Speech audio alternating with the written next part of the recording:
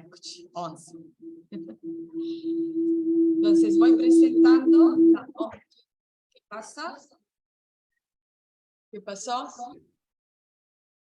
Siento una...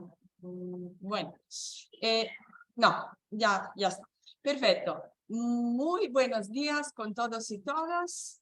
Desde el Instituto Italiano de Cultura de Lima. Estoy agradecida de presentarles hoy a un evento muy importante con la presencia de ponentes sobre el rubro de la ópera lírica. Tenemos con nosotros hoy el profesor José Manuel Izquierdo, que escribió el libro Kickstarting of Italian Opera in the Ends, que hoy presentará junto al profesor Matteo Paoletti en diálogo. También el profesor Matteo Paoletti es experto de historia del teatro, de historia de la ópera, y dicta el curso de historia del teatro a la Universidad de Bolonia. Está conectado desde Italia, mientras el profesor José Manuel Izquierdo, que dicta el curso de historia del teatro, también profesor, creo, a la Pontificia Universidad Católica de Chile, está conectado desde Chile.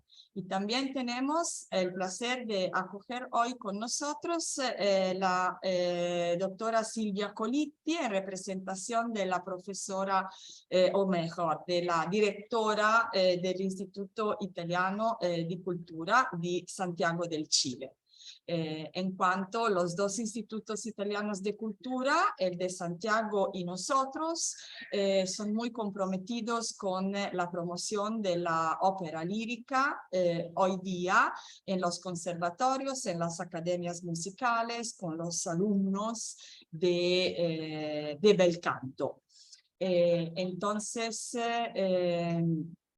yo agradezco muchísimo a Silvia y a Cristina para acompañarnos hoy. Agradezco también el público que está conectado desde los 3 países que está con nosotros. Y bueno, el Instituto Italiano de Cultura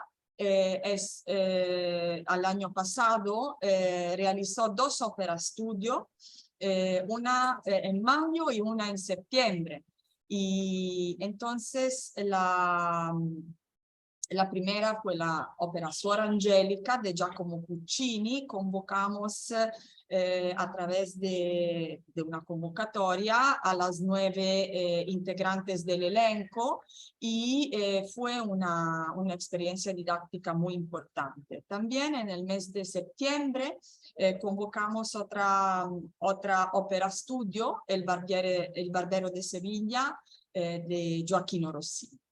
Y entonces este mismo proyecto luego fue realizado también en Santiago del Chile, con una parecida convocatoria y con una representación final.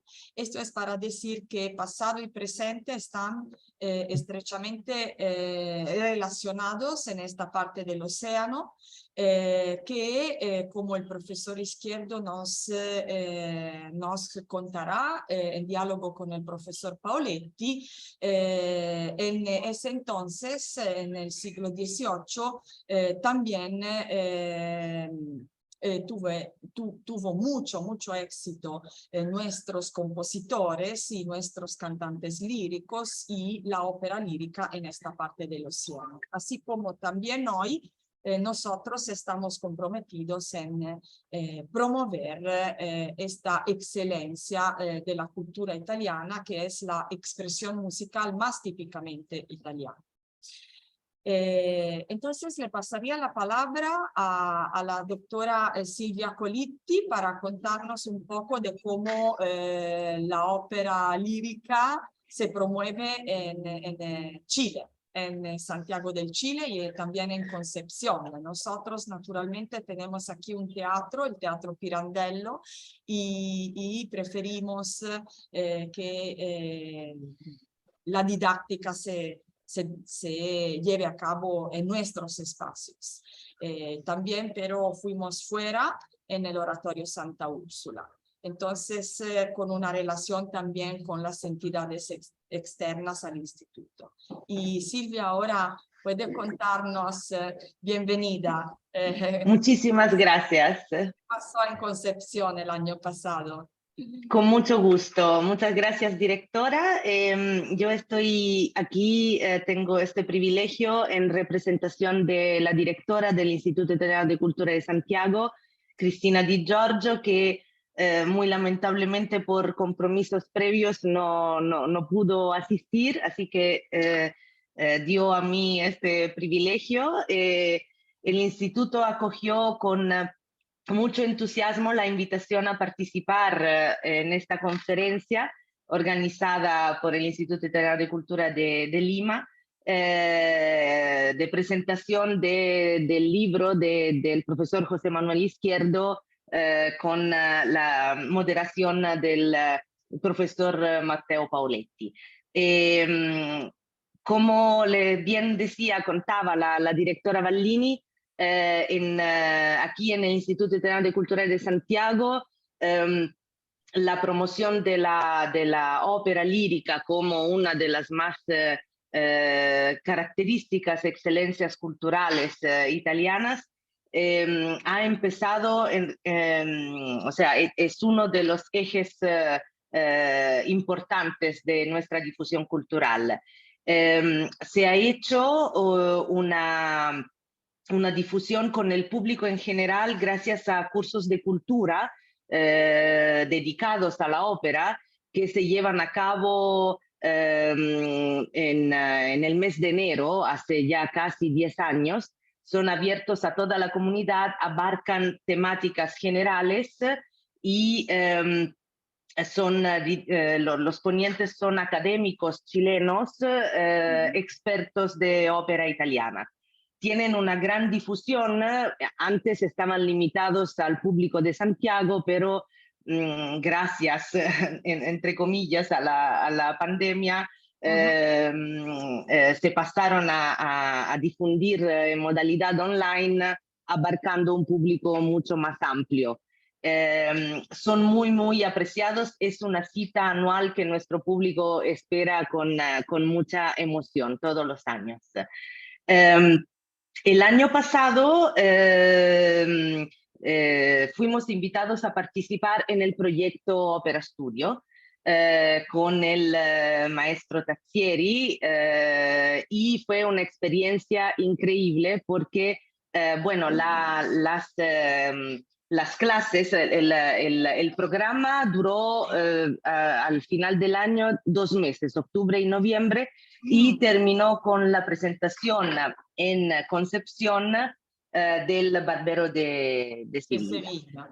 Exactamente, y fue una experiencia muy grata porque después de haber difundido la ópera a un público general, tuvimos la posibilidad de formar expertos del sector en esta gran excelencia italiana y con la presencia del maestro Lorenzo Tazzieri.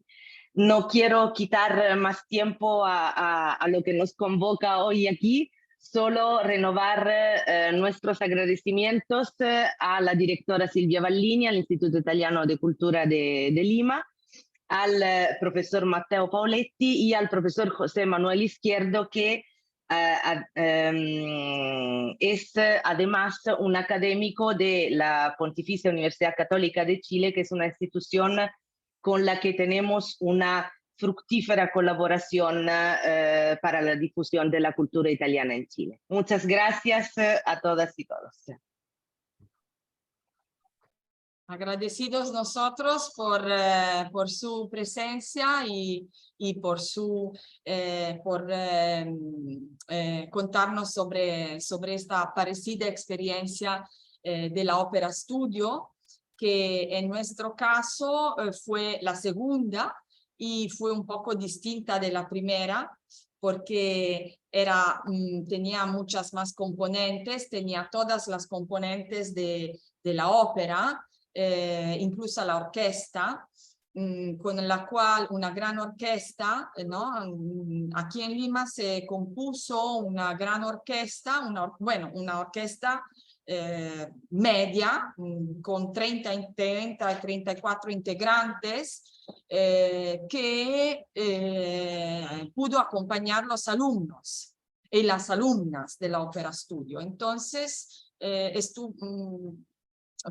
fue una muy bonita confrontación con esta gran componente que también podría un poquito ser difícil, ¿no? Para los alumnos trabajar conjuntamente en un campo así diversificado como el de la ópera, porque la verdad es que aquí en el Perú los alumnos no tienen muchas oportunidades de hacerlo realmente. O sea, tienen oportunidades de presentarse con su virtuosismo individual, con su acompañando por un instrumento o dos, con arias. Hay muchos recitales de este tipo, pero no hay mucha representación de una entera ópera. Como en Italia normalmente están muchos teatros con muchas estaciones operísticas, ¿no? Hay decenas de representaciones. Por aquí no hay muchas oportunidades para los jóvenes y también para los profesionales de presentarse realmente en una ópera lírica completa. Y El Barbero fue más completo porque estuvo la orquesta, estuvo los profesionales junto a los y las alumnas. La primera experiencia nuestra de la Sor Angélica fue distinta, fue más sencilla, más, ¿cómo decir? Esencial, pero fue toda compuesta por alumnas. Entonces, no estaban, fue algo como un desafío muy grande, un riesgo también. Hemos sido bastante atrevidos porque, y también los maestros italianos que aceptaron ¿no? O sea, la verdad es que los maestros italianos, ellos me propusieron esta experiencia y la verdad es que salió realmente genial. Salió un evento muy emotivo y de calidad muy alta. Sobre todo en la avant-première. Mejor fue la avant-première, estuvo una verdadera avant-première con público y parece que estuvo excelente la avant-première, sobre todo, ¿no? También la presentación, pero allí realmente dieron lo mejor las alumnas y esa fue una ópera estudio más integral, digamos. Mientras el otra, parecida a la de ustedes, fue una presentación con mucha más elementos, ¿no? Y que fue muy apreciada también por nuestro público de Lima. Porque El Barbero, naturalmente, es una obra muy conocida. Entonces, los dos fueron exitosas. Y este año también tenemos un proyecto. No sé si ustedes tienen otros proyectos de Ópera Studio también. Perfecto. Entonces hablaremos otra vez más adelante, quizás para... Muy bien. Y entonces, muy bien, no quiero quitarle yo ahora, sí, más tiempo a nuestros dos ponentes, sobre todo al profesor Izquierdo, que es el autor del libro que le estamos presentando hoy día. En inglés. Es en inglés porque la editorial es la Cambridge University Press.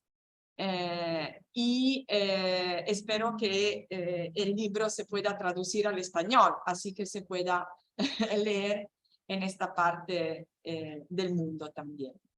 Perfecto. Entonces, pero la palabra la pasaría al profesor Paoletti, porque será un diálogo entre los dos. Y entonces el profesor Paoletti pondrá algunas preguntas al profesor Izquierdo para solicitar informaciones sobre el libro de que hablamos. Muchas gracias. Y Mateo, te paso la palabra porque tú puedas empezar. Gracias, directora. Gracias, Silvia. Gracias por su presentación. Agradezco a ustedes y al Instituto Italiano de Cultura también por su organización de este encuentro con José Manuel Izquierdo König, que es un colega de la Pontificia Universidad de Chile, como ya dijiste, que cuenta con un importante currículum internacional, con estudios en Cambridge e importantes premios como el Otto Mayer Serra que ganó en 2015 con una investigación sobre el Chile, sobre la circulación de música en Perú, disculpe, en Perú, en el Perú de la independencia, en el siglo XIX. Entonces, este libro por la editorial Cambridge University Press forma parte de una investigación más larga que José Manuel empezó en los años pasados.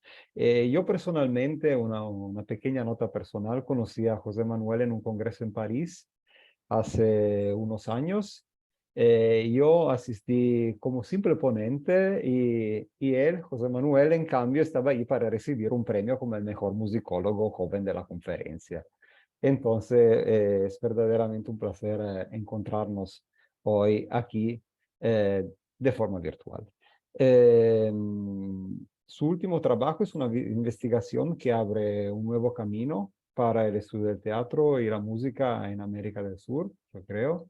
El libro, su título es Kickstarting Italian Opera in the Andes, es decir, empezar en la ópera italiana en los Andes.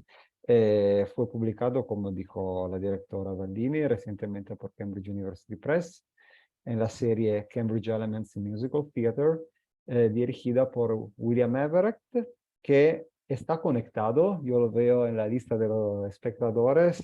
So, hi Bill, I'm glad to have you here. And in case you have some questions, we are glad to answer them. You can also write them down in English and we can translate them into Spanish. El libro de José Manuel Izquierdo es importante porque trata de la historia de la ópera italiana en los Andes desde una perspectiva en gran medida nueva para los estudios musicales iberoamericanos. ¿Por qué yo voy a decir esto? Porque las fuentes utilizadas por Izquierdo son en gran parte fuentes de archivo inéditas que están conservados por gran parte en un archivo de Lima que contiene miles de documentos inexplorados sobre la historia del teatro y de la ópera en el Perú.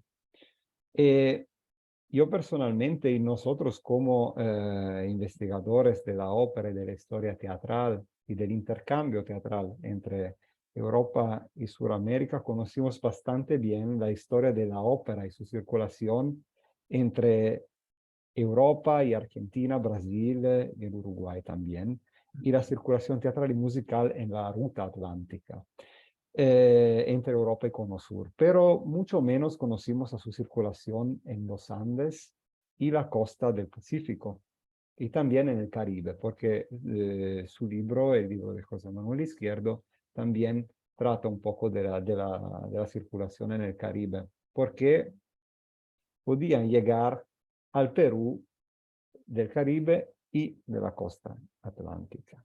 Por esa razón, por esa novedades, estas fuentes inéditas, inexploradas, el libro de König es invaluable.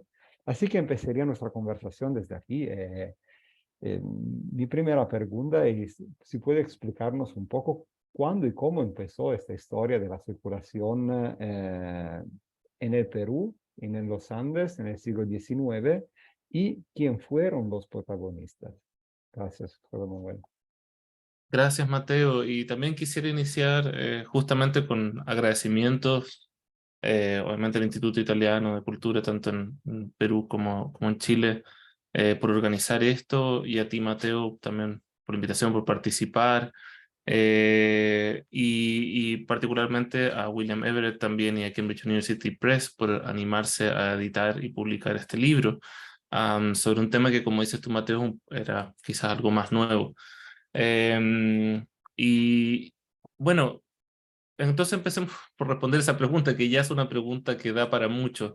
En realidad, Lima, al ser una ciudad tan importante en América del Sur durante toda la colonia, y una ciudad donde están ocurriendo siempre musicalmente muchas cosas en el siglo XVII y XVIII, tiene una tradición de ópera bastante extendida, ¿no? Tiene la ópera más antigua que conocemos compuesta en América del Sur, ¿no? A comienzos del siglo XVIII. Sabemos que tiene un teatro funcionando desde mediados del siglo XVIII, y que hay una preocupación importante por traer músicos italianos durante todo ese tiempo. De hecho, en la Biblioteca Nacional en Perú se conservan al menos 5 partituras de ópera del siglo XVIII, de ópera italiana del siglo XVIII en Lima. Entonces sabemos que ocurría un poco, pero lo que sabemos que era un cantante o 2 cantantes, con algunos intentos por arreglar, muy poco.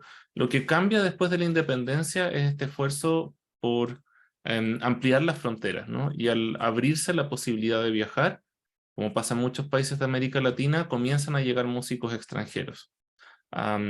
Poco después de la independencia llega ya un cantante con su esposa que también después decide ser cantante, y juntos presentan algunas escenas. Luego llega una compañía que se le llama, pero que no es una compañía realmente, son 2, 3 cantantes que están viajando por la costa y que logran con algunos músicos locales montar, yo diría algo más como arreglos de ópera y de algunas escenas sueltas, ¿no? Y eso es lo que pasa por mucho tiempo. Entonces, algo muy bonito en Perú es que uno ve muchos comentarios sobre ópera, desde poco después de la independencia, esta idea de que, uy, este sonido moderno que nos va a llegar, este nuevo sonido que me parece representar una nueva época. Y hay mucho interés, hay mucho entusiasmo. Hay una viajera por Perú que es bastante conocida, Flora Tristán, que ella en sus memorias del viaje por Perú hacia 1830 comenta que se queda con las monjas del famoso convento en Arequipa, y que las monjas del convento solo le preguntan por Rossini permanentemente, que se sienta a almorzar y le dicen, bueno, pero ¿usted conoció a Rossini en Francia? ¿Lo vio alguna vez personalmente? Y puede traernos nuevas partituras, y si usted va, por favor, mándenos. Y ellas le cantaban trozos de Rossini y ella decía, por favor, basta con Rossini. Y esto era antes de que se diera cualquier ópera de Rossini en Perú, o sea, ya había ese ánimo, ¿no? En un monasterio en Arequipa. Y entonces, ¿de qué se trata el libro? El libro usa la palabra kickstarting, un poco moderna, de decir, ¿cuándo ocurre este puntapié inicial, este momento en que realmente podemos hablar de una escena de ópera con empresarios, con una compañía organizada y con un repertorio de óperas puestas en un escenario? Y eso es en 1840 en Lima, que es la primera vez en que ocurre en la región andina y la costa del Pacífico. Yo me puedo alargar mucho, así que tú, Mateo, me vas a... Sí, sí, sí, perfecto, perfecto. Y la historia empieza en los años 40.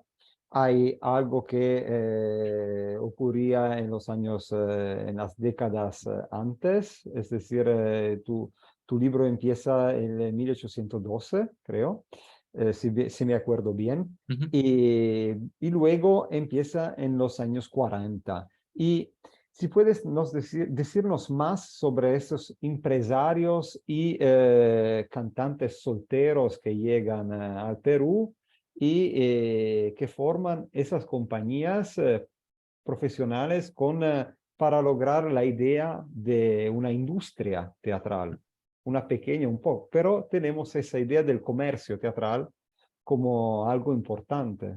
Mm. Sí, pasa, yo creo que hasta 1840 lo que tenemos, como dices, son cantantes aislados, ¿no? Solteros o una pareja que decide viajar de un lugar a otro, y van moviéndose, pero era muy difícil moverse por la costa del Pacífico americano. Había muy pocos barcos, la movilidad era muy lenta, era muy peligrosa. Hay bastantes comentarios de asaltos, de abusos con las cantantes, en los barcos, todo era muy precario. Los contactos entre los países también. Entonces tenemos, claro, en 1812 llegan algunos, 25, el año 30, pero siempre son uno o dos cantantes tratando de organizar algo. Yo creo que en gran razón lo que permite que haya ópera desde 1840 en adelante es un cambio en la tecnología, es la llegada del vapor y de los barcos que permiten trasladarse desde el Caribe a Ecuador, de Ecuador a Perú, de Perú a Chile y Bolivia rápidamente, en una semana entre puerto y puerto o menos. Y eso facilita obviamente el acceso, el contacto, facilita enviar información y facilita que la gente se anime y quiera viajar, ¿no? Yo creo que eso es muy importante para entender, porque de hecho la primera compañía que llega a Perú llega 2 semanas después de que se inaugura el primer vapor de pasajeros. Es casi automático. Pero igual sigue la pregunta detrás de cómo se les ocurre esta idea de ir a armar una ópera, ¿no? Como mencionabas tú, el Caribe y bueno, Brasil particularmente tenían una tradición ya de compañías de ópera, de viajes anuales muchas veces, sobre todo en el Teatro Tacón de La Habana, que tenía ese contacto, y en Ciudad de México, Nueva Orleans, pero nadie hasta ahora había decidido ir a hacerlo a Sudamérica, en la costa pacífica. Y yo creo que fue un cantante que había estado en Perú que convenció a los cantantes en La Habana a decir, inténtenlo, hagamos una compañía, vamos, e intentemos hacer ópera en Perú porque hay mucho dinero, hay mucho entusiasmo, pero falta que alguien lo haga. Y deciden tomar el riesgo. Y ese riesgo lleva a esta necesidad de empezar a tener empresarios, pero es todavía algo muy de intentar a ver qué pasa, ¿no? Uno ve que llegan a Lima, que llegan a Perú, y de hecho ni siquiera tienen un contrato, no saben dónde actuar, la gente no está convencida de aceptarlos o no, incluso piensan irse, porque era muy difícil convencer a la gente de decidirse a financiar esto de hacer ópera. Sí, porque hablaste del público. El público es fundamental para que se desarrolle este comercio teatral, y hablaste que probablemente ese cantante soltero regresando del Perú fue el primero y habló a sus compañeros y viajaron al Perú por la primera vez. Entonces, ¿cómo era el público andino, el público de Lima del siglo XIX, de los años 40? ¿Qué espectáculo se requería? ¿Cómo era? Y también cómo era ese teatro. Tú hablaste de un teatro que se inauguró en los años 40, que forma parte fundamental para que se desarrolle esta infraestructura del espectáculo, ¿no? Porque tenemos por el comercio, tenemos el empresario, tenemos los cantantes, tenemos las partituras, la música, las orquestas, y también el teatro es fundamental. ¿Puedes decirnos un poco más de cómo era el teatro y cómo era el público? Súper. Sí, lo del público es muy interesante porque algo que uno ve también en las cartas de los cantantes y de las cantantes es que comentan que el público no es el mismo en cada lugar de la región andina. O sea, que el público de Ecuador, de Perú, de Bolivia y Chile vienen de distintas experiencias. El público de Ecuador casi no tiene ninguna experiencia ni de teatro ni de música, y para ellos es como más una sorpresa y un shock. El público en La Paz, en Bolivia, está muy acostumbrado a los grupos aficionados de teatro. Entonces tienen una larga tradición de eso. El público chileno es un gran aficionado del teatro dramático de 5 o 4 actos, con muy buenos actores y mucho financiamiento al teatro dramático. Pero Perú es muy particular. En Perú el público tiene dos grandes aficiones: las comedias, y hay muchísima comedia española, italiana traducida, francesa traducida, pero es un público de comedia. Y eso se menciona mucho. Lo que eso le gusta, y cuando hay drama no resulta muy bien. Y lo mismo pasó con la ópera. Y por otro lado, es un público muy aficionado a la Plaza de Toros, a la Plaza de Hacho en Lima, que es el gran espectáculo, es el espectáculo donde va toda la gente. Es una gran plaza de toros, sigue existiendo, y el público en general, esa es su gran afición. Ahí es donde está el dinero, ahí es donde está el interés. Entonces, el público peruano estaba muy poco convencido de la ópera italiana. Hay poco interés en esto de que esté en italiano, hay poco interés en algo que hay que ir de noche además, que no es durante el día. Hay muchas dudas sobre si al público realmente le va a gustar en Perú o no. Entonces, es difícil saberlo. Cuando uno ve los pocos datos que tenemos de las compras de entradas, de qué persona iba, se ve una tendencia. Cuando hay teatro de comedia, el público va en general a la clase alta, las entradas más caras, no palcos, etc. Pero cuando hay ópera, hay pocas de esas entradas a la venta y llega más bien las galerías de arriba. Entonces habla más un público de clase media que quiere consumir ópera italiana y que la élite no está tan convencida. Y eso habla de públicos distintos. Pasa mucho en Perú en esa época que la élite es muy católica y por tanto también hay dudas sobre si la ópera es algo que debiera consumir, sobre todo, por ejemplo, a las mujeres o no, o es un tipo de espectáculo que quizás no está bien para personas católicas. Hay mucho debate conservador al respecto. Vale, por ejemplo, yo conozco bastante bien lo que pasó en Argentina, en el Uruguay, en Brasil también. Y me parece bastante diferente porque en Argentina, por ejemplo, el desarrollo de la ópera en el comienzo del siglo XIX eh, fue sobre todo un comercio para las comunidades de migrantes italianos Mm. en el comienzo. ¿Y pasó algo similar en el Perú o no? No, y eso es muy entretenido, creo yo, de leer tu libro en comparación con este libro y comparar. En Perú no, en Perú hacia 1830 había poco más de 100 italianos. O sea, realmente no podemos hablar de una comunidad de italianos, es muy poca gente eh, y hay varias razones por las cuales en Perú no ocurre. Una importante es que no es un puerto libre. Es un puerto que cobra bastantes impuestos y que tiene muchas trabas a los migrantes, incluso europeos. En cambio, Valparaíso es muy distinto. Valparaíso es más como Buenos Aires. Valparaíso es un puerto libre, tiene acceso, se puede migrar y se puede iniciar.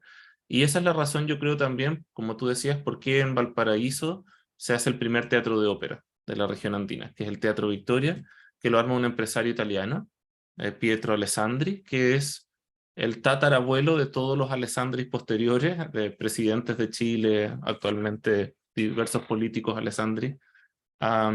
Su antepasado era un titiritero que llegó a Chile y que él decidió convencer, en primer lugar, al gobierno de Santiago, y en Santiago le dijeron que no, y luego al gobierno de Valparaíso, que le dijeron que sí, de la idea de hacer un teatro que no fuera estatal, que no fuera público, sino que fuera una empresa privada que buscara ganancias y trajera artistas de afuera. Pero tenías esas dificultades para empezar el teatro de la ópera italiana en Perú en los años 40, pero por el otro lado, esas compañías pensaban bien del Perú, pensaban que fuera un éxito. Eh, ¿Por Yo, qué? yo creo que seguía estando esta idea imaginaria que todavía algo de verdad tenía de que el Perú, ¿no? El Perú, la plata, el oro, Lima como la capital virreinal, como la ciudad más elegante, más grande. Eh, pero lo cierto es que luego de la independencia, Perú entró en una crisis económica y política muy grande, que tomó mucho tiempo salir. Y eso implicó que para las compañías no era tan fácil como creyeron. Por eso muchos llegaron a Lima al comienzo, pero luego se trasladan a Valparaíso y en general yo diría que posteriormente Valparaíso se transforma más el centro de acción, donde se generan los contactos, en diálogo con Lima siempre, pero no creo que una de las dos hubiese funcionado sin la otra. Y hubo otras compañías de ópera francesa o española, de zarzuela, de otros géneros que tenían más éxito? Más éxito, no. No, pero sí, Es un problema general del teatro musical, es decir. es un problema general. Porque hay un tema también muy importante, que yo creo que es importante tener en cuenta, que es, hasta ese momento, los teatros eran muy importantes para financiar los hospitales, los cementerios y otras obras públicas. Entonces, para poder hacerlo, mantenían una compañía dramática permanente. Y estas compañías dramáticas, por tanto, tenían bastante influencia. Entonces, las compañías dramáticas en general se oponen a la llegada de un teatro lírico porque no pueden competir. La entrada es más cara y genera mucho más recursos y cada vez al público le gusta más. Entonces eso implica que incluso cuando llega una compañía francesa, o por ejemplo las primeras compañías de danza también francesas, de ballet, cuesta mucho asegurar esos espacios y finalmente tienen que ser un acuerdo. Por ejemplo, pueden ser 2 noches a la semana, o pueden ser, pero un porcentaje del dinero no puede quedarles. Entonces, hacer negocios al principio es muy difícil para las compañías que están acostumbradas a otros modelos que están más estandarizados ya para esa época. Eso pasa mucho. Vale, porque yo pienso también a la primera tournée de Adelaide Ristori, que fue Mm. la tournée en Sudamérica, la más importante, que pasó también en Lima y actuó también en el Arena de Toros, en Sí, la Plaza claro. de Toros. Y fue bastante peculiar porque Adelaide Ristori, cuando uno piensa a la gran actriz, no piensa a una Plaza de Toros, pero... Y pasó también lo mismo con la ópera. Hubo compañías grandes italianas que llegaron después de esas pequeñas que empezaron en los años 40. ¿Qué pasó de los años 40 luego? En adelante. Yo diría que la manera en que se hace ópera es más o menos similar entre el 40 y el 60, que es esta idea de empresarios y agentes, o sea, empresarios con contactos con agentes, sobre todo en Milán y Florencia, que están trayendo gente desde Italia, más bien directamente, y que son compañías pequeñas de 8 o 10 personas, que ocupan casi todos los elementos locales, pintores locales, digamos, vestuarios locales, etc.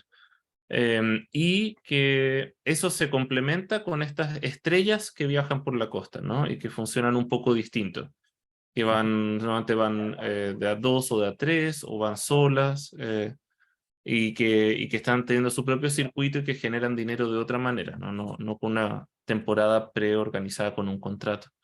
Eso pasa. Más adelante las compañías crecen, pero no tanto, en mi opinión. Sigue siempre, o sea, desde 1840 en adelante, siempre, hasta por lo menos 1930, siguió habiendo compañías de ópera cada 2 años o todos los años, dependiendo de. Eh, pero la mayoría de las veces estamos hablando de compañías de tamaños no muy grandes. Esta idea de una gran compañía que viaja o con acuerdos claros a través de empresarios de movilización de más recursos, como pasa luego en Buenos Aires, es muy difícil a la costa del Pacífico. Es muy difícil técnicamente, es más tiempo. Y las compañías de zarzuela tampoco son tanto más grandes. Pero claro, desde 1870 en adelante la zarzuela empieza a quitarle mucho terreno a la ópera italiana. Muchísimo terreno. ¿Mm? ¿Vale? ¿Y por qué? Porque era más simple, era más agradable, tenía gastos inferiores para su producción. ¿Qué piensas de eso? Yo Porque creo que lo sí. que para Mm, mm, nuestro mm. público, lo que nos escucha, no sé si veo los nombres, hay algunos investigadores, colegas, estoy feliz de eso, pero también podría ser que haya algunos que no conocen bien a las temporadas teatrales de los siglos XIX en Sudamérica. Entonces, si puedes, eh, antes que todo, explicarnos un poco más cómo eran esa temporada. Es decir, eran temporadas pequeñas, no largas, con compañías pequeñas. Si puedes explicarnos un poco más las diferencias entre hoy y pasado. Súper. Y también ahí tú si quieres intercalar de las comparaciones con Brasil, Uruguay y Argentina, parecería muy interesante. Las compañías a mediados del 19, como decía, en general son de 8 cantantes que cumplen diversos roles y se suman a 2 o 3 cantantes locales a veces y también a orquestas locales que en general las cuerdas vienen de la iglesia, son músicos de iglesia y los vientos son músicos militares. Eso es bastante frecuente en Ecuador, en Perú, en Bolivia y Chile, esa división. Eso también les da un sonido a las orquestas bastante particular. ¿Son profesionales o no? Son profesionales, sí, pero no tan buenos. Los de la iglesia son muy buenos, los de las bandas son muy malos por lo general. Y es un comentario constante. En general se dirige desde el piano, además. No se dirige con batuta, es algo que se comenta mucho. En general el director está al piano y va corrigiendo y dando entradas y ayudando. Entonces, estas compañías funcionan con estos acuerdos. En general, los contratos son por 2 años. En esos 2 años interpretan en torno a 20 a 25 óperas distintas en un periodo de 3 a 4 meses en una ciudad. Luego viajan a otra ciudad y eso es por temporadas. En Lima en general están en torno a julio a octubre, pero por ejemplo en Valparaíso están en general en el verano, entre diciembre y marzo, porque es cuando es la época en que la gente va a la playa. Y en Santiago en general están durante el otoño, entre marzo y julio.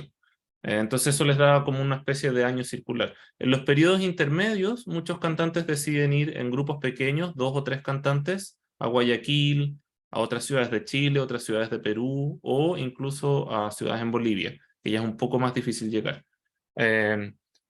Y eso hace en general que funcione. La gran mayoría de cantantes de estos primeros años se quedan a vivir en alguno de estos países, invierten el dinero en negocios mineros o en negocios de hoteles, o se vuelven profesores, pero, pero es bien, algo que a mí me impresionó mucho es que la gran mayoría decide quedarse luego que termina el contrato. Creo que ven oportunidades. Y creo que también estamos hablando de cantantes que en Italia serían no de las grandes estrellas italianas, claramente, que estarían trabajando en teatros menores de Italia o en roles menores, y que al viajar a estos lugares pueden ganar mucho más dinero, tener mucho más prestigio con el público y transformarse en estrellas, de una manera que jamás hubieran sido en Italia probablemente. Eso creo que es algo bien importante a tener en cuenta de por qué deciden viajar y por qué deciden quedarse. Vale, magnífico, estupendo. Porque eso es algo que sigue siendo así. Yo pienso a Michele Puccini, por ejemplo, que es el hermano de Giacomo Puccini, que se convirtió en profesor de música en Jujuy, en el interior de Argentina. Estoy trabajando sus letras inéditas ahora. Ah, La editorial Ricordi va a publicarlas este año, creo. Son letras muy interesantes porque hablan precisamente de lo que hablaste tú ahora. Es decir, este sueño de quedarse en luegos, en ciudades pequeñas, donde ser una superstar. Michele no es una superstar en Italia, tampoco lo era Giacomo cuando Michele se quedó y murió joven en Sudamérica, en Brasil, en 1891. Y lo que es un sueño de quedarse, de ser un intérprete, en este caso un compositor importante, Michele, pero en el interior de un país del otro mundo. Eso es algo interesante que yo también he visto en tu investigación, es decir, esta sentida de quedarse. Sí, qué interesante. Va, No, solo eso quería comentar que me parece muy interesante ese caso. Para mí es muy importante esta idea de las vidas privadas de cantantes, de qué les lleva a tomar la decisión y cuánto ellos creen que están llevando la ópera italiana más allá de las fronteras, ¿no? Yo no te digo de la vida privada de Michele Puccini, porque No, no, no. no, porque es una telenovela, es algo verdaderamente interesante. Ah, pero Picante. si quieres contarnos, feliz. No, tenía muchos amantes, insomma, arriesgó su vida porque su amante fue la mujer del gobernador del estado de Jujuy y lo descubrieron y él lo desafió y él se fue. ¿Mm? Se fue, pero escribió a su hermano que había luchado duramente para sobrevivir, pero no, se había ido. No, pero es solo algo interesante picante. Sí, no, pasa mucho y asaltos y bueno, matrimonios. Yo creo que, pero en esto del cambio como de posibilidades de vida, yo pienso, por ejemplo, en el caso de Chile y Perú, muy famosamente en Clorinda Corradi Pantanelli, que es una cantante con una cierta carrera en Italia, y conocida y no una gran estrella, pero sí o sí una cantante reconocida, que luego un poco más conocida al ir a Estados Unidos y el Caribe, pero en Perú y Chile se transforma en una superestrella, en una especie de ícono de la época, con grandes textos en los diarios, con gran cantidad de regalos permanentemente, de dinero, y hoy en día su retrato está en el Museo Histórico Nacional, colgando en una pared, ¿no? de lujo, y tuvo una pensión vitalicia del gobierno por su aporte a la cultura. O sea, llegó a un estatus nacional que, claro, y eso les pasó a muchos, yo creo, ese cambio de expectativas de su vida. ¿Y eh, cuáles fueron los compositores más armados, o las óperas más armadas en esas temporadas? ¿Hay tendencias, hay moda? ¿Qué pasa? Sí, totalmente. Pasa que, como mencionaba antes, como la gente sabía mucho de ópera, ¿no? Y la gente tenía, antes de que la llegada de las compañías, la gente tocaba las óperas al piano, sabía todo, pero todo el mundo pensaba que Rossini en 1840 seguía siendo lo más grande. La gente sigue escribiendo los diarios de Rossini es lo más importante, y si aparece algún cantante canta Rossini. Entonces cuando llegan las compañías de ópera y traen a Bellini y Donizetti, es un cambio muy importante porque nadie se espera esto, hay mucho en la prensa de esto es muy moderno, mejor que hagan Rossini de nuevo. Al principio no están tan convencidos, eh, pero hay una ópera sobre todo que triunfa, que es Capuletti, de Bellini, que como Romeo y Julieta traducida, que se vuelve un tremendo suceso. O sea, es de lo que se habla en todas partes, incluso en ciudades en que no se monta la ópera, escriben en los diarios diciendo, esta es la gran ópera, esta es el gran espectáculo. Eh, y yo creo que es porque la ópera funcionaba muy bien, Capuletti, como un vehículo para las dos mejores cantantes de la compañía, que eran Clorinda Corradi y Teresa Rossi. Eh, y eso hizo que realmente fuera la que funcionara muy bien y se volvió la quizás más simbólica de las óperas primeras. Y puede ser que también haya una conexión entre este consumo espectacular tan largo en el teatro dramático, entonces Shakespeare, yo creo también, y ese Capuletti Montecchi, que es un éxito. Sí, puede que tengas razón. Sobre todo en Chile, es el tipo de teatro que se hacía y que gustaba como teatro, entonces hay una conexión. En sus cartas, Teresa Rossi dice que el público chileno le sigue gustando más la ópera seria, ocupa el término, mientras que en Perú es más comedia, y en Perú, qué sé yo, Elixir d'Amore, por ejemplo, tiene mucho éxito, en Chile no tanto. Entonces, ahí hay diferencias importantes de repertorio, eh, Y hay intentos por probar ciertas óperas y ver si funcionan. Por ejemplo, Ana Bolena de Donizetti es una que funciona muy bien, genera mucho impacto, pero no se vuelve a hacer mucho, probablemente porque era difícil para la compañía y costaba conseguir uno de los dos roles siempre. Eh, pero es cierto que hay óperas que funcionan muy bien y los años 40 de Donizetti y Bellini y los 50 ya es Verdi. El estreno de Hernani tiene un tremendo impacto, como en todas partes, y, y se vuelve muy comentado en la prensa y entre músicos como una idea de ópera moderna, como que este apunta a un nuevo tipo de ópera que requiere nuevos tipos de cantantes, que requiere mejores cantantes hombres también. Es algo que se comenta. Entonces sí hay ese giro. Yo creo que un caso interesante de recepción, pero nunca he podido encontrar mucho más, y lo comento en el libro, es el de Alcira, de Verdi. Que no es una ópera tan conocida, ¿eh? En Italia también no es un éxito totalmente, también tampoco en Argentina. No, ¿Qué pasa en no. Perú? Pasa que me parece muy interesante que es María España, que es la única cantante peruana de la compañía, que se casa con un cantante italiano. Ella decide montar Alcira en su beneficio, ¿no?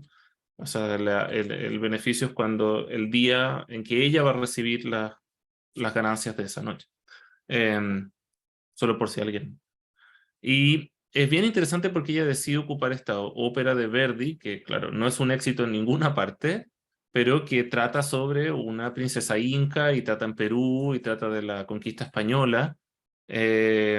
Ella escribe en el diario un artículo diciendo, yo quiero estrenarla porque soy peruana, voy a ser esta princesa peruana. Entonces la toma desde un lugar nacionalista y esa versión que hacen en Perú es el estreno en las Américas, no se había hecho en Estados Unidos tampoco ni nada. Entonces, yo he visto que luego la hacen en 2 o 3 ciudades más, tampoco tiene éxito como ópera, pero sí tiene éxito intelectualmente. Son varios los escritores peruanos, por ejemplo, que se dan cuenta que se puede hacer un drama con temáticas peruanas, que hay algo para que hacer, que si ya Verdi lo hizo, bueno, podemos tomarlo y tiene un tremendo impacto luego en la literatura y el drama nacionalista. Y sobre eso yo creo que hay una conexión muy interesante en la historia del intercambio cultural entre Sudamérica y Europa, porque es bidireccional. En ese momento, lo que tú explicas muy bien en tu libro es cuando Ricordi llega a Perú y empieza a exportar las obras, las danzas, las músicas peruanas tradicionales para que desarrolle algo nuevo por el consumo europeo.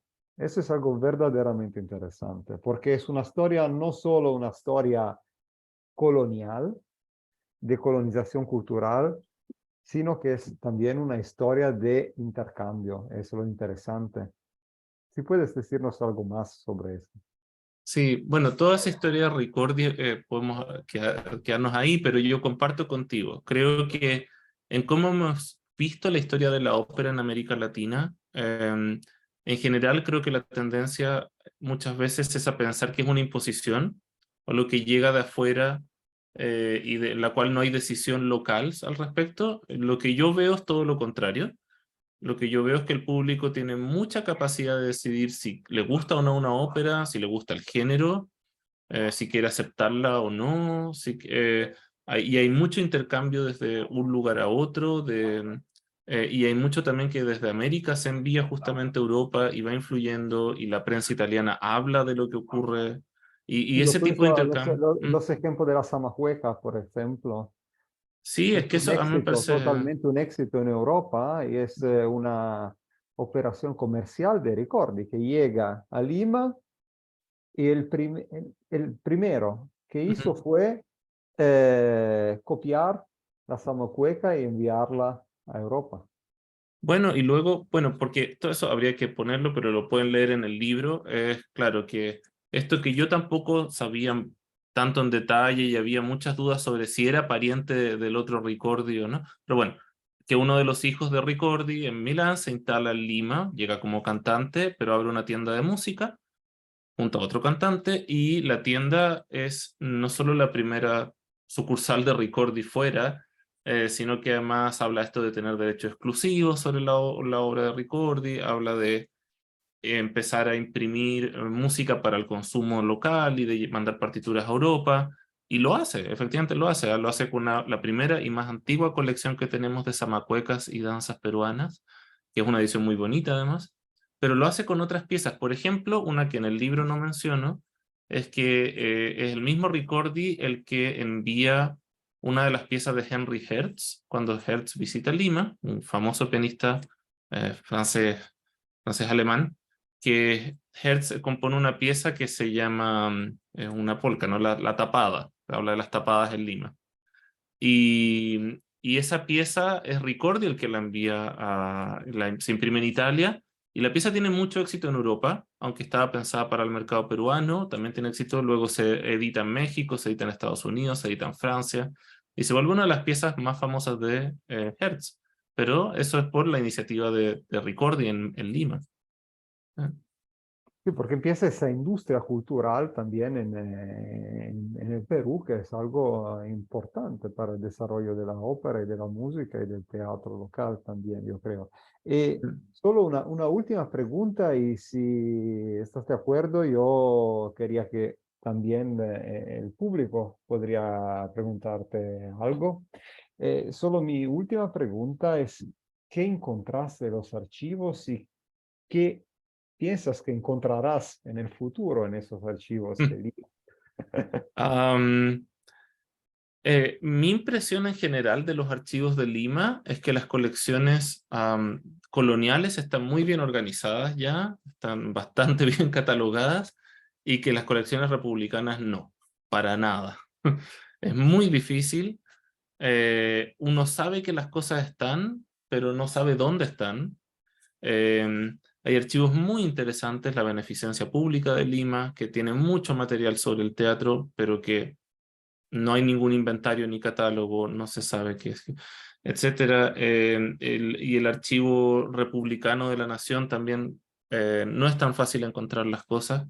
Así que es lento, yo creo que falta mucho, mucho, y se puede encontrar muchísimo más. Sobre todo a nivel de contratos, de arreglos, a nivel de notarios, porque es lento y falta mucho. Pero yo creo que una de las cosas más interesantes fue el descubrimiento de que la Biblioteca Nacional del Perú tiene una colección que son cajas y cajas de manuscritos del siglo XIX de ópera, que son la música que interpretaban las compañías, y estamos hablando de cientos de partituras. Yo he podido revisar varias, pero no hay un inventario ni catálogo, no están públicamente disponibles, y estamos hablando de cosas muy interesantes. Por ejemplo, uno ve las escenas de ópera, cómo se hacen los arreglos, cómo cambian la orquestación. Recuerdo una carpeta que tiene varias casta diva de Norma, pero casta diva la normal, con flauta, pero también puede ser con solo de cello, solo de trompeta, Cortadas. cortada, al español, sí, lo que fuera, y también muchos arreglos para banda militar de los números de ópera, incluso escenas completas para banda militar. Hay muchísima música, y yo creo que esas, si uno puede hablar de una fuente importante, creo que esa necesita más exploración, porque sé que en el resto de América Latina no hay tanto material de ese tipo, ¿no? De las partes usadas por los músicos, efectivamente en los teatros en esa época. Así que ahí hay muchísimo trabajo por hacer. Entre muchos otros, actualmente estoy trabajando en las fotografías de los cantantes. O sea, cuando llegaban, por lo menos desde 1860, cuando llegaban las compañías a Lima, se sacaban fotografías para venderlas. Muchas de esas fotografías se conservan. Es muy interesante ver qué tipo de vestuario utilizan, si las venden en buena calidad o en calidades más pobres como para poder venderlas, los autógrafos que dedican, y luego que esas mismas fotografías las llevan a otras ciudades. Hay fotografías de Buenos Aires en Lima, fotografías de los cantantes de Lima en México. Creo que hay mucho de ese intercambio, y también es ver los rostros de esas personas en esos lugares, que es bien, yo creo que es bien impresionante. Y caricaturas también, caricaturas que se venden Vale, de ellos. qué interesante. Tenemos que hacer algo juntos, creo, en el futuro, pero empieza Feliz. una conversación privada. No, Feliz. yo quería, no sé si tenemos la posibilidad de que el público haga algunas preguntas. No sé, Silvia, si Sí, podemos hacerlo. sí, claro. Entonces tenemos a 14 participantes. No sé si alguien de ellos quiere preguntar algo al profesor Izquierdo, al profesor Pauletti, también a la doctora Silvia Colitti desde Santiago del Chile. Muy interesante el diálogo, ¿eh? La verdad que sí. Hay que leer esta... ¿Sabías que hubo tantas fuentes documentales en los archivos, Silvia? Claro. Aquí también en Lima estarán en los archivos en el archivo de la Nación. Sí, sí, es lo que dijo José Manuel, es verdaderamente interesante. Hay que empezar, empezar investigaciones sobre eso, Sí, porque yo como archivera yo soy archivera de profesión, además de que estudié historia del arte. Entonces, sí, solamente una observación pequeña sobre el sistema de las fuentes. Aquí en el Perú me parece que es más centralizado en pocas instituciones. Es muy distinto del sistema europeo. Porque en el sistema europeo sabemos que la investigación se desarrolla entre muchas instituciones, muchos fondos, muchos archivos agregados a otros fondos que se conservan, se guardan, disculpen, se guardan cerca de su lugar o sea, la mayoría de ellos o muchos de ellos se guardan en su lugar de producción. Aquí no, aquí se concentran en grandes foros. Y también en Europa, en Italia, el sistema archivístico tiene este proyecto, ¿no? De formar grandes foros. como en Entonces, Francia, ¿no? Como en Francia, sí, parece lo mismo, ¿no? sí, esto es bueno cuando tú tienes una gran, o sea, que has desarrollado sí, un conocimiento de la disciplina archivística bueno y sabes cómo manejarlo, ¿no? Sabes cómo manejar los fondos, sabes cómo hacer que desde varios fondos se forme un entero archivo, ¿no? Sabes de digitalización, ¿no? Pero a veces, al menos en Italia, el experimento todavía no sé si logrará una efectividad real.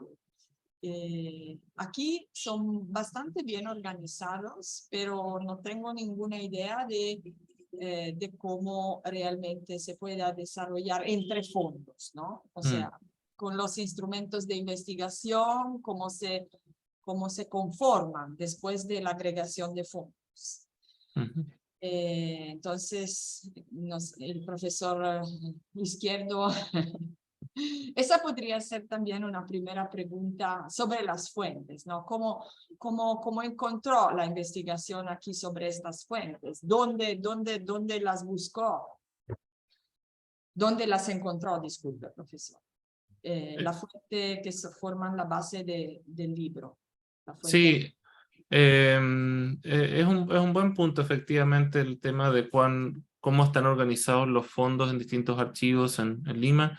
Creo que hay colecciones importantes, por ejemplo, la colección del archivo municipal en la plaza, ese tiene ya catalogado y separado todo lo que son fondos relacionados a teatro y solicitudes de artistas. Entonces eso está bastante bien organizado en separado. Otros archivos no. El archivo republicano, por ejemplo, no tiene tantas separaciones de fondos que permita, entonces hay que bucear mucho más para ir encontrando los materiales. Lo mismo con los archivos notariales. La Biblioteca Nacional del Perú, sabemos obviamente que tiene el gran histórico problema de que el incendio que tuvo a principios del siglo XX Claro. destruyó muchas de las colecciones, especialmente la prensa, pero esta gran colección de manuscritos está en fondo reservado y no está catalogada a público, pero por suerte siempre los distintos directores me han dejado consultarla a través de los años. Creo que hay muchas colecciones específicas, por ejemplo, el MALI, el Museo de Arte de Lima, tiene muy buenas colecciones de fotografías y caricaturas. Tiene una caricatura muy buena, podría mostrarla, del primer empresario de ópera en Lima, que en calzoncillos junto a su Sí, piano. sí, por favor, si puedes compartir tu ¿Y pantalla. quién ¿No? es? ¿Quién es? Que quizás se me escapó. Antonio Neumann, que fue ¿Cómo? Antonio Neumann, o Ah, Neumann, que es. luego escribió el himno nacional de Ecuador. Sí, sí. Y él es muy comentado en la prensa en Lima de problemas con sus amantes, etcétera. Entonces creo que la caricatura hace un poco juego con eso. Pero el Mali tiene muy buenas colecciones también. Luego hay algunas colecciones privadas dentro. En Lima sabemos hay mucho coleccionista privado, entonces hay colecciones privadas importantes con, por ejemplo, cartas de Felipe Pardo y Aliaga, uno de los censores de teatro. En fin, hay diversas colecciones y tanto la Universidad de San Marcos como la Católica del Perú tienen también muy buenas colecciones de impresos del siglo XIX, sobre todo la de San Marcos está muy catalogada y creo que hay mucho más que hacer ahí. Además, hablando de esto, de la ópera en otros lugares, sobre todo, por ejemplo, la ópera en la Plaza de Toros, que yo creo que ahí hay mucho por hacer porque se tocaba muchísimo en la Plaza de Hacho. Así que sí, hay varios temas. Muy bien. Y el diálogo entre nuestros países, eso quisiera agregar. Hay muchas fuentes sobre Perú en Chile, sobre Chile en Bolivia, sobre Bolivia en Ecuador. Y como son los mismos artistas que viajan, para mí ha sido muy importante hacer una historia entre los países, porque es la única manera, creo, de entender bien lo que pasaba cuando había tanto movimiento de personas, de ideas, de partituras. Porque no fueron historias nacionales en este sentido, ¿no? Fueron una historia supranacional, sobrenacional. Sí, sí, totalmente. Es una historia de la área andina, podemos decir. Yo creo que sí, y creo que también es parte, como tú bien, Mateo, lo pones en tus trabajos, es parte también de la historia de Italia. O sea, de que Italia progresivamente va dándose cuenta de no solo del drama interno de la migración, ¿no? De esta enorme migración que va yendo a América, pero también de que progresivamente su mercado de partituras, de artistas, va haciendo América, y que eso va creciendo y creciendo a través del siglo XIX. Y donde todos estos países juegan un rol importante en eso. Sí, claro, por Italia es un problema, es un problema histórico verdaderamente importante porque esas colonias transatlánticas que se formaron en Argentina sobre todo, pero también en Uruguay, en Brasil, eh, fueron muy importantes para el desarrollo de la industria musical y teatral, pero fueron también un elemento limitante, un problema por su desarrollo en el sentido cultural, porque la perspectiva, la percepción de la ópera fue por un tiempo bastante largo como un producto cultural en estas áreas del Cono Sur, como un producto para el consumo de los migrantes. Entonces, las élites locales no pensaban que fuera un producto cultural, de nivel cultural bastante elevado. Entonces fue un problema Sí. para la ópera y para la cultura italiana que terminó al final del siglo XIX con las óperas de Puccini, el verismo musical, el intercambio también de las culturas, el desarrollo de la migración en la Argentina sobre todo. No sé si Sí. sobre eso tenemos amigos argentinos si quieren preguntar algo. No sé si no. Sí, si no, y si ya estamos un poco en tiempo, también creo que algo para mí importante del libro, y muy en diálogo con el libro de Mateo y sus investigaciones, es esta idea de que la ópera italiana es fundamental para la cultura de América Latina en la segunda mitad del siglo XIX, y que tanto de ese legado está ahí, ¿no? Acá en Santiago el Teatro Municipal sigue estando ahí. En La Paz, en Bolivia, el teatro también sigue estando ahí, que es más antiguo, el de 1845.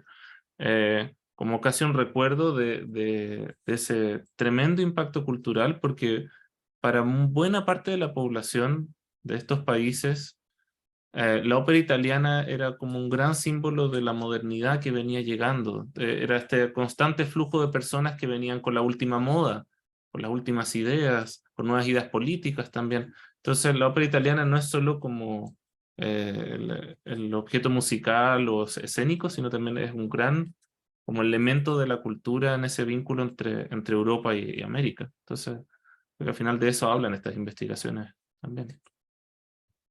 Sí, sí, estoy de acuerdo totalmente. En ese sentido, es lo importante seguir investigando en esa dirección porque como nos contaste, tenemos muchas fuentes que tienen que ser, son inexploradas, están inexploradas y quizás que encontraremos en el futuro estudiándola porque nosotros hablamos, tenemos esa idea de la ópera que circula, no lo sabemos. Por cierto, circula entre Europa, Italia y Sudamérica y en el interior también, en el Atlántico, desde el Atlántico hacia el Pacífico, ¿vale? Pero lo que no sabemos es lo que realmente el público vio, Ujú. escuchó. Y ese es otro problema, porque cuando pensamos a las obras de Verdi o de Puccini también, que necesita de una orquesta muy larga, por ejemplo, como nos contaste, tenía que ser cortada siempre, Mm. tenía que ser más ligera, por ser tocada por 10 cuerdas no más. Ujú. Exacto. Mm. Entonces, lo que realmente, de verdad, escuchaba el público, ¿qué es el público del siglo Mm. XIX? Yo creo que sabemos muy poco y esos archivos pueden nos dar respuestas a Mm. estas preguntas. No sé qué piensas tú de... Totalmente de acuerdo. Sí, hay mucho material, hay mucho que no sabemos.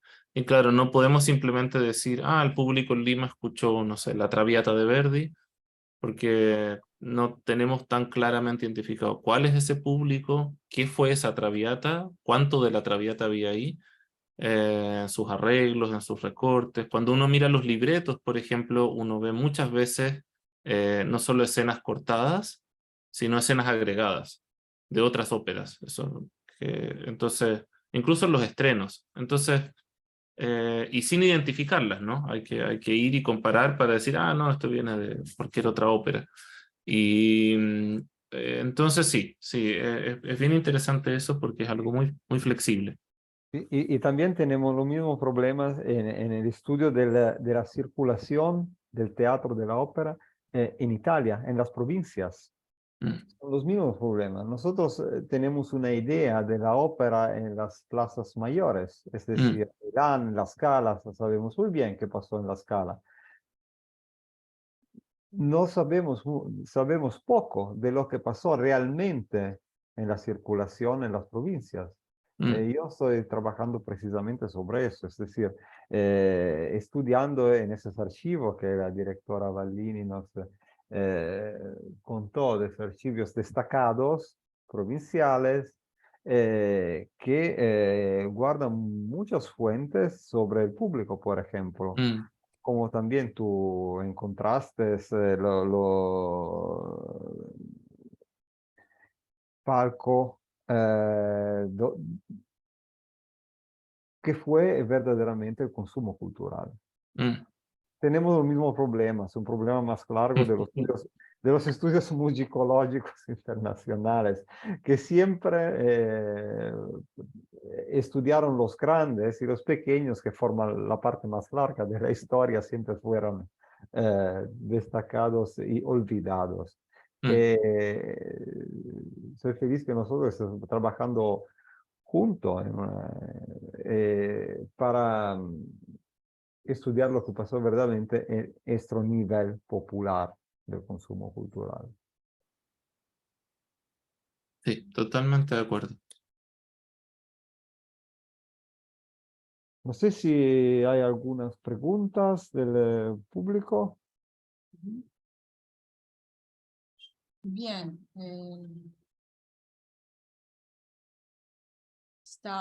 Ya no está, ¿cómo se llama el editor de Cambridge? Sí, William Everett me escribió que tuvo una reunión. Sí, porque sí, lo quería saludar, pero ya no está. Perfecto. Está así una pregunta. ¿Cómo impactó el arte italiano en Lima? Bueno, se supone el arte, la música. O sea, sí, sí, es interesante es bien interesante, ¿no? Cómo impactó sobre él, o sea, la presentación de ópera italiana sobre las circunstancias artísticas y el tejido musical existente que había en Lima antes y cómo sí impactó, ¿no? A veces. Sí, muchísimo, y en distintos momentos. O sea, desde la llegada de músicos, obviamente, a comienzos del siglo XVIII italianos, como Rocco Ceruti, pero luego la familia Bolognesi completa, ¿no? Que son todos músicos, hasta el héroe de Arica.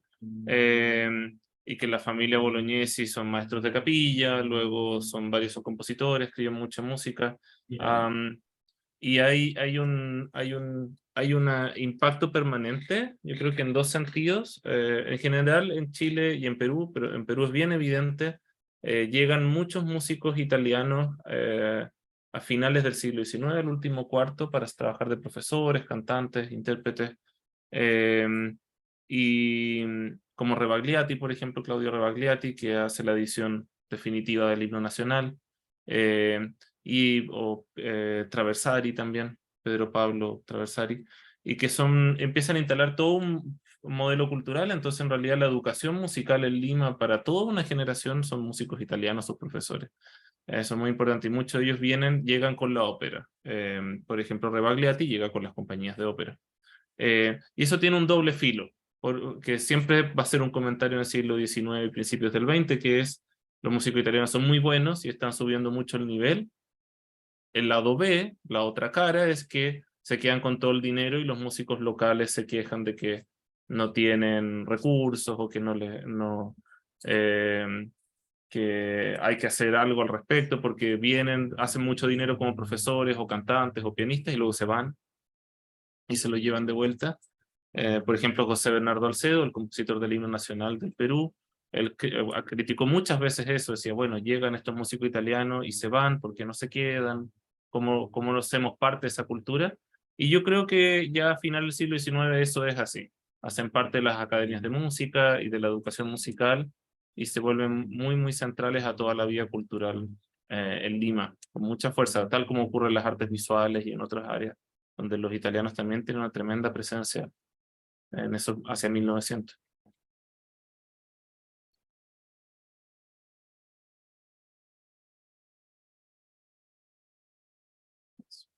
Silvia, tienes apagado. Sí, sí. Ajá, sí, pero los que ha mencionado son todos apellidos italianos. ¿Hubo algún peruano o sea, que luego se peruvianizan naturalmente, ¿no? O Sí. también tienen, pero estamos, como dijo al principio, en la verdadera primera prototipal ola de inmigración italiana al Perú, entonces no puede haber muchas generaciones, ¿no? Eran italianos llenos de cultura italiana, de idioma italiano y de formación italiana, ¿no? Sí. Que quizás trajeron otros italianos a hacer lo mismo, a estudiar lo mismo, a interesarse. Pero hubo algún integrante, algún miembro del tejido tradicional cultural peruano que se acercó a otras formas de arte o de ópera o musical a través del contacto con la ópera lírica, con esta aporte de que ha hablado hoy y que describe en su libro. Sí, en general, por un lado, la tendencia, esto en distintos países de América Latina, no en todos, es que hay poca composición de ópera. Y creo que parte de la razón de eso es que la gente espera que la ópera es europea, por cantantes europeos, en teatros en estilo europeo, muchas veces con materiales europeos. Entonces, hay muchos compositores que intentan escribir ópera, pero que no se estrenan o que se hace muy poco. Pero ocurre y hay mucha influencia.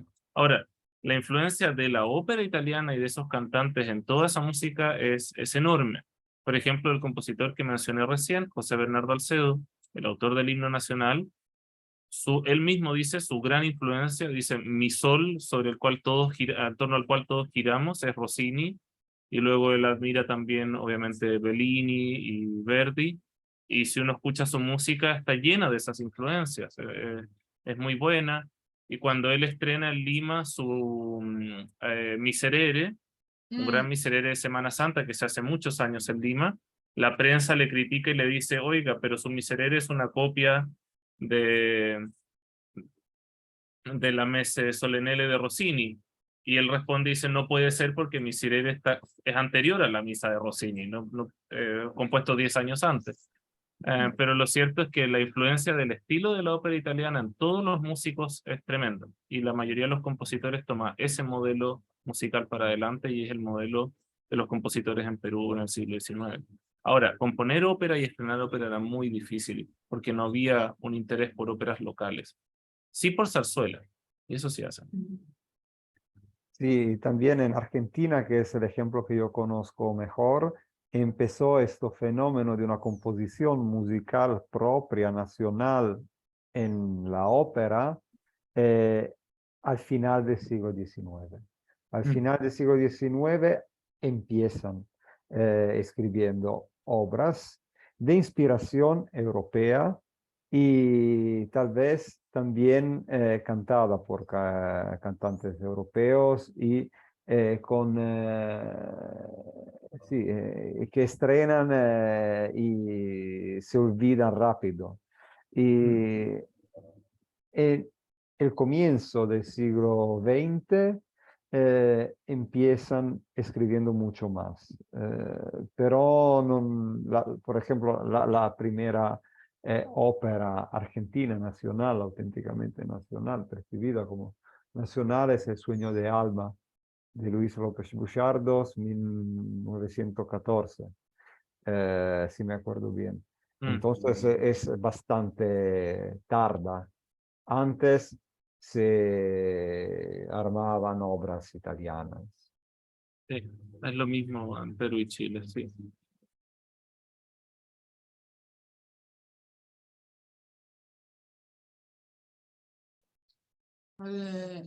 ¿Alguna otra pregunta? Quedaron seis públicos, 6 espectadores. Disculpe. ¿Alguna pregunta más?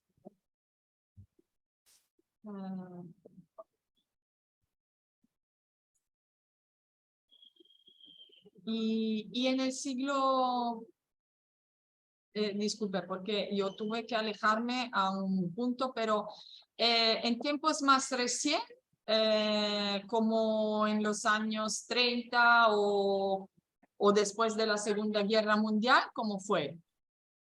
¿Su investigación llegó a estos tiempos o se queda? No, No. no. Ah, No, y entonces es hay que otra seguir. época, sí. Sí. Ah, sería bien interesante trazar, ¿no? Una historia completa para dar sentido también a nuestra labor. O sea, para ver la raíz del interés enorme que está para la ópera italiana por aquí, y nuestro intento de promoverla. En un Sí. sentido que ahora, después de la pandemia, ofrece incluso menos ocasiones que antes, que ya habían no muchas. Había, como me comentan, no sé, una temporada de 4, 5, 6 obras al año, líricas, aquí en Lima. No sé en provincia, pero aquí en Lima sí había algún teatro que, no sé cuál, proponía una temporada lírica antes, como antes de la pandemia.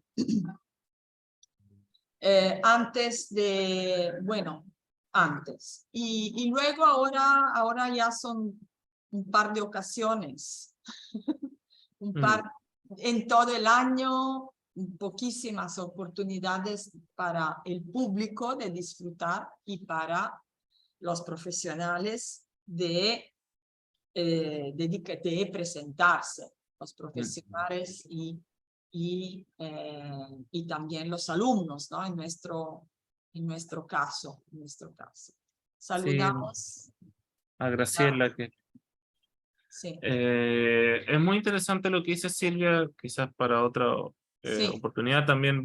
Es muy interesante que lo que podemos aprender del siglo XIX para hoy en el siglo XXI, yo creo. Claro. Algo Es, que hemos hablado varias veces con, por ejemplo, la agrupación de ópera Latinoamérica, que reúne a varios teatros, que es la idea de que hoy, tal como en el siglo XIX, hay una necesidad de coordinarse entre las ciudades y los teatros para hacer viable funcionar ópera italiana.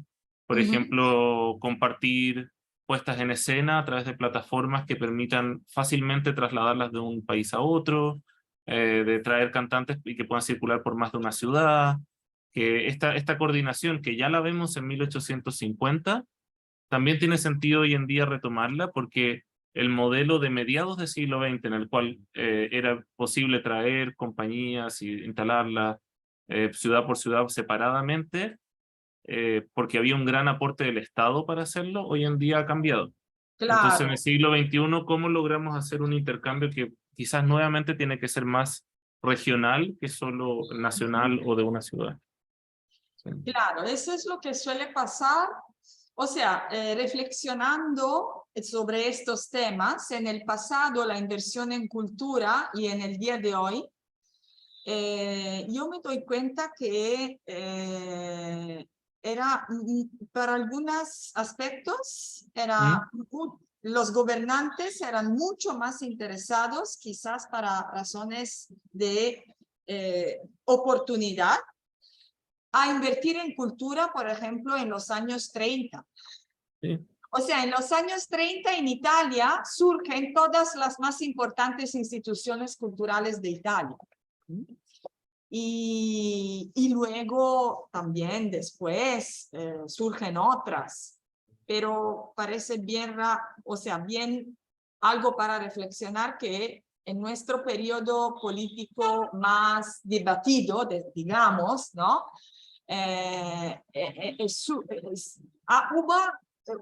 Hay tanta inversión en cultura.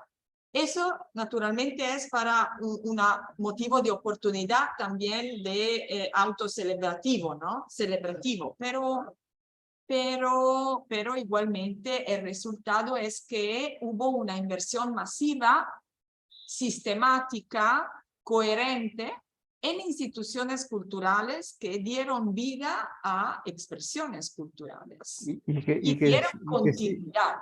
Y que siguen viviendo. Y que siguen viviendo y siendo el referente, en Italia al menos, para y referentes de excelencia para el mundo en algunos casos.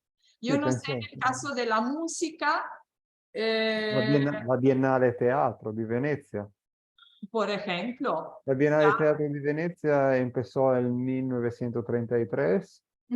Sigue siendo el mayor, el más importante luego lugar Sí. para que estrenen obras nuevas en Italia. Y también piensas el que nuevo, ¿no? O sea, se busca la novedad y se investiga para lograr la excelencia de la técnica también. Por ejemplo, en el campo del patrimonio surgen las instituciones de restauración, que son hoy día todavía las más excelentes del mundo. O sea, se forman los restauradores desde todo el mundo, llegan en Italia en estas escuelas de alta formación. También la Academia Silvio D'Amico, creo. Sí. De 1934. actores, ¿no? Sí, sí. Para la formación de los actores, de la Claro. dirección teatral. Fue fundada empezó su trabajo en 1934-35. Claro. Y también el ente teatral italiano, que se acabó en 2010, que fue la institución que se hubo cargo de la circulación internacional del teatro italiano, que vivió para más o menos 80 años. Es decir, O sea, la entidad sí.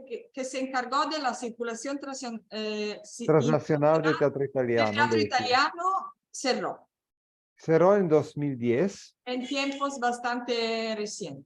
Sí, sí, sí, sí, sí. Empezó en los años 30.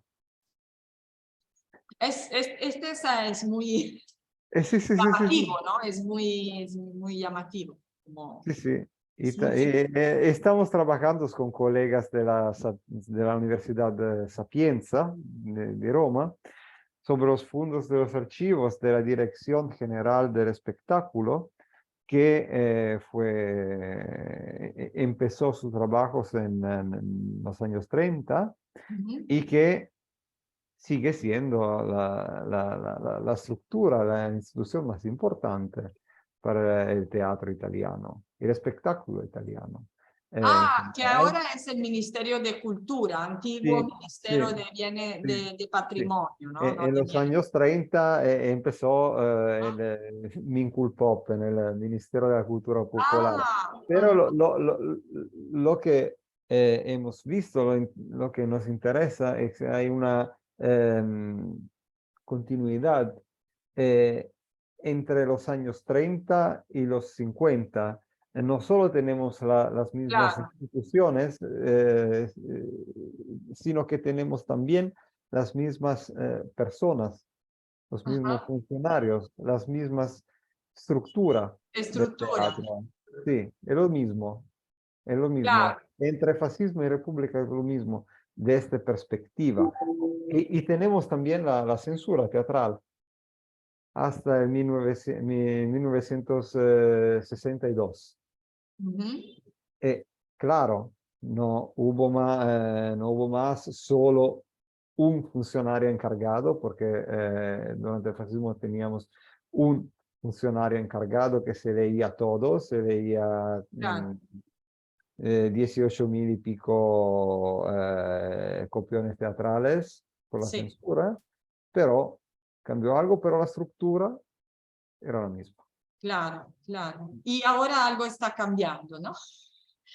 Sí, sí, sí. Algo está Sí, sí, cambiando. para Esa ti, sí, es sí. la cosa para resaltar, ¿no? Porque la guerra no cambió. Hubo la guerra mundial, ¿no? Y Sí. luego todo se retomó más o menos como antes, no solamente en instituciones culturales. Y ahora ya algo cambió. Algo cambió porque el mundo realmente estamos en un momento de profunda transformación. Vero. Es bastante interesante. Bien, y no sé, si no hay ninguna otra pregunta por nuestro público, que también estamos en cierre de ponencia, yo saludaría al profesor Izquierdo, saludaría al profesor Pauletti. Ya he saludado de forma particular a la doctora Silvia Colitti, que tuvo un compromiso institucional y tuvo que ir antes. Y entonces espero de tener al profesor Izquierdo alguna vez aquí, junto al profesor Pauletti. Sería muy interesante que los dos pudiesen venir a Lima para confrontarse y confrontarse también con las instituciones musicales de aquí. Estupendo, sería magnífico. No, me parece muy interesante.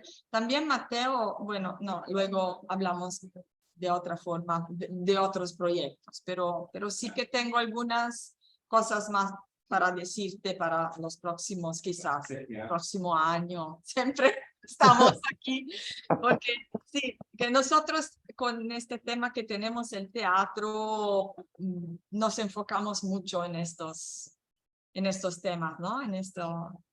Tenemos Sí, el gracias, teatro, Silvia. gestionamos el Teatro Pirandello. No sé si el profesor Izquierdo sabe que nosotros somos el único instituto de cultura, la única oficina cultural italiana al extranjero en el mundo que gestiona un teatro de ciudad, un teatro público. Gestionamos un teatro público de 700 butacas, que es el Teatro Pirandello. Entonces, nosotros estamos muy interesados a desarrollar temas de teatro y de ópera lírica especialmente. Muy bien. Entonces, todo esto era para, también lo recordamos, celebrar la Jornada Internacional del Teatro algunos días antes, el 27 de marzo. Ahora estamos un poquito, algunos días después, porque el 27 había otros compromisos de todos. Y entonces, además, más importante, agradecerles otra vez y también a nuestro público les saludamos y entonces hasta la próxima vez con Grazie. otras interesantes temas. Gracias. Muchas Gracias. gracias. Muchas gracias. Ciao, ciao, arrivederci. Chao.